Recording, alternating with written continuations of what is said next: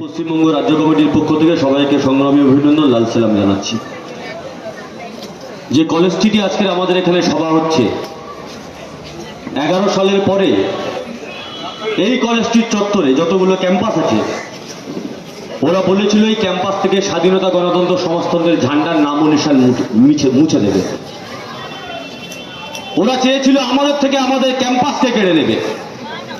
এই প্রজন্মের এসএফআই কর্মীদের কাছে আহ্বান করব, পাড়াতে পাড়াতে पैगाम পাঠিয়ে দিন, जब तक टाइगर मरा नहीं तब तक टाइगर हारा नहीं। আছে না, अब तक एसएफआई मरा नहीं तब तक एसएफआई हारा नहीं।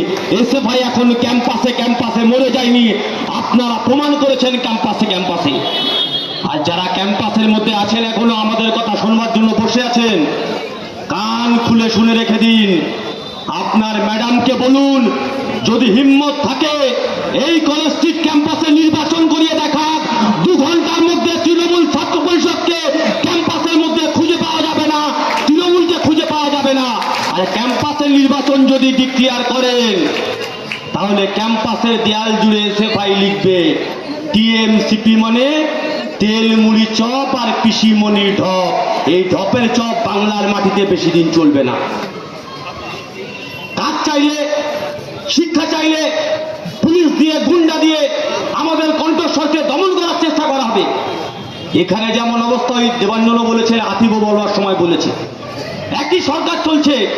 এ রাজ্যে তৃণমূল আর দিল্লিতে বিজেপি, দুটোর মধ্যে কোনো পার্থক্য নেই। দুজন দুজনকে যখন সামনাসামনি পায় খুব গালাগাল করে, কিন্তু যখন দুজন দুজনকে ফোন করে মনে মনে গান করে, হাম বানে তুম বানে এক দুজেকে নিয়ে, আমরা দুজন দুজনের জন্য আছি, কোনো সমস্যা নেই। কোন বাংলাকে আমরা চাই? 8,000 স্কুল বন্ধ হয়ে আছে, দেশের সরকারের মুখে কোনো কথা নেই, রাজ্য সরকারের মুখে কোনো কথা নেই। প্রতিদিন বেকারত্ব লাফিয়ে লাফিয়ে বাড়ছে, কোনো কথা নেই। এ রাজ্যের মাটিতে কারখানা হবে না, এসএসসি টেট পরীক্ষা হবে না, আপনার বাড়ির সন্তানের ভবিষ্যৎ কি, কোনো উত্তর এই সরকারের কাছে নেই। এখন কথায় কথায় উনি বলেন আমি শিল্প করতে চাই।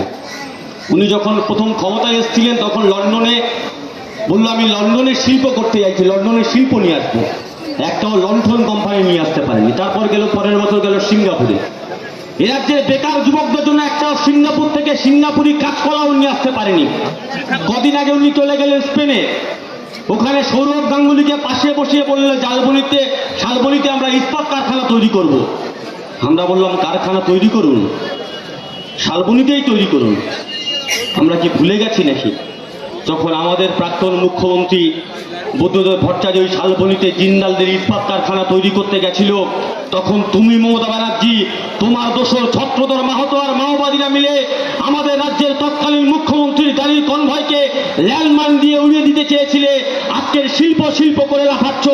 এই বাংলার মাটিতে শিল্পটা তো তাড়িয়েছ তোমরা, উত্তর তো বাংলার মাটিতে তৃণমূল কংগ্রেসকে দিতে হবে।